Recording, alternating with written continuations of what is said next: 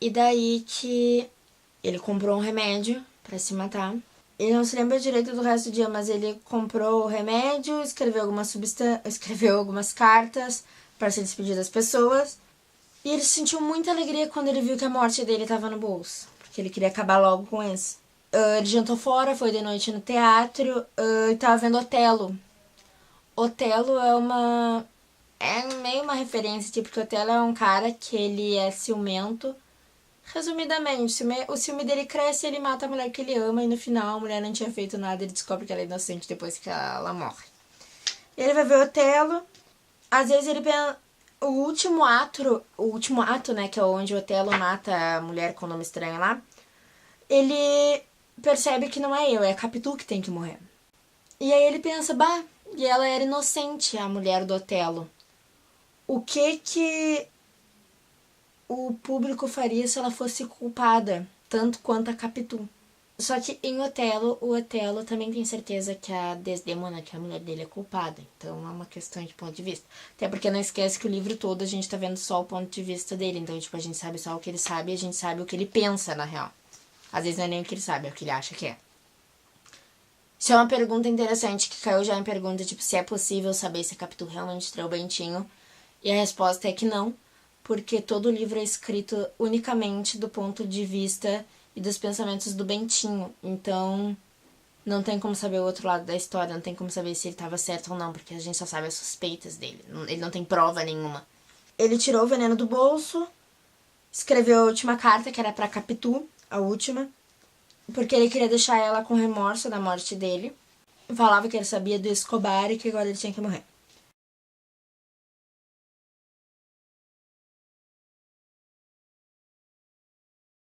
O copeiro trouxe o café. Ele botou o café nesse veneno ali e foi tomar. E ele pensou, tipo, ah, vamos acabar com isso. Só que aí chega o Escobar, bebê. Bebê não, ele era uma criança, tipo, 7, 8 anos. Ele chega, tipo, papai, papai. E aí ele beija o Bentinho e tal. E aí ele diz, papai, eu vou na missa com a mamãe. O Bentinho vira e pergunta pro Ezequiel se ele já tomou café antes. E ele diz que não. E ele pergunta se o Ezequiel quer provar, que é o café com veneno. E aí o Ezequiel diz que já provou uma vez. E aí ele. Não, que ele já tinha provado, ele só não tomou tudo. E ele diz, não, toma meia xícara que depois eu faço outra pra mim. E aí quando o guri vai tomar, ele se arrepende e tira do guri. E o guri fica tipo, papai. E aí ele grita que não é pai dele. Nisso chega a Capitu pra ir na missa. E aí ela vê a criança chorando, ele chorando, tipo, ele meio pasmo se ele tava chorando, mas a criança chorando. E ela fica, quer saber o que é? E aí ele diz que não tem nada que explicar, e ela fica tipo, não entendo nem a tua lágrima, nem a dele, que quer saber o que houve. Que ele pergunta se ela não ouviu o que ele escutou, e ele diz que eu disse a ele que ele não é meu filho. E aí a Capitu ficou muito estupefata, assim, muito surpresa na hora.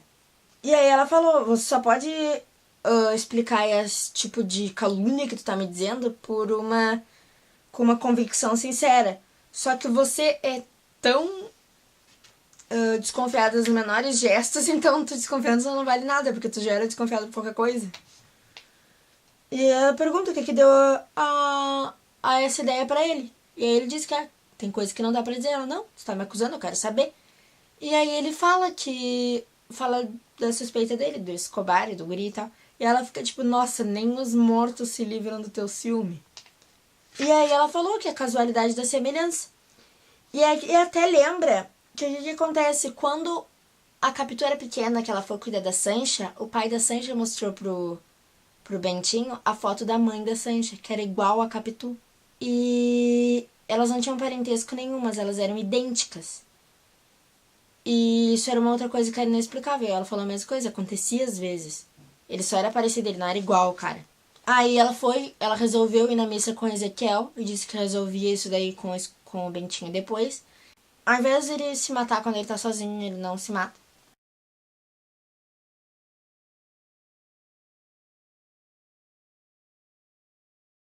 Quando a Capitu volta com o gurizinho da missa, ela fala que ela confiou a Deus todas as os problemas dela, todas as tristezas dela, e que a separação deles é indispensável, então ela tá às ordens dele. E porque teve aquela promessa que quando eles eram pequenos, que se ele voltasse a desconfiar dela, eles iam se separar. Só que ela falou isso de um jeito como se esperasse que ele fosse recusar. E ele não recusa. Ele diz que tava tudo pensado e feito já e ele ia decidir tudo. E ela fica, tá, tudo bem. Ele começa a lembrar de tudo que ele podia ter levado na malícia e ele não levou. Tipo, às vezes que a Capitu tava conversando com o Escobar e quando ele chegava na sala, o assunto terminava. Ou quando ele olhava pra umas andorinhas na rua, quando ele olhava pra dentro de casa, tava a Capitu e o Escobar conversando, coisas que na época ele nunca levou na malícia, mas agora tudo fazia sentido, tudo se encaixava.